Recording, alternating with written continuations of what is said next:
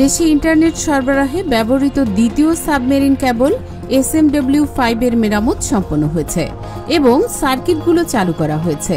গত 19 April Bangladesh submarine cables PLCর আওতাধীন এই সাবমেরিন কেবলটি সিঙ্গাপুর হতে পশ্চিম প্রান্তে ইন্দোনেশিয়ার জলসীমায় আকস্মিকভাবে বিচ্ছিন্ন হয়ে যায়। বাংলাদেশ সাবমেরিন কেবলস PLCর সূত্রে জানা গেছে, SMW5 এর কনসোর্টিয়াম 28 জুন সকাল 10:40 কেবলটির মেরামত কাজ সুষ্ঠুভাবে সম্পন্ন করা হয়। ইতিমধ্যে BSC PLC এর SMW5 এর মাধ্যমে সংযোগকৃত সার্কিটগুলো চালু করা হয়েছে।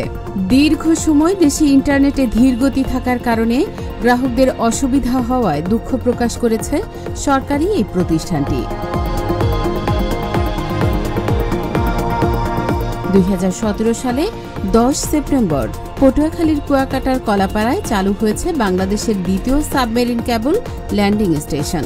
এই ল্যান্ডিং স্টেশনের মাধ্যমে south east Asia, middle east, western Europe SMW5 এর আন্তর্জাতিক কনসোর্টিয়ামের সাবমেরিন কেবল থেকে সেকেন্ডে 1500 গিগাবাইট গতির ইন্টারনেট পাচ্ছে বাংলাদেশ।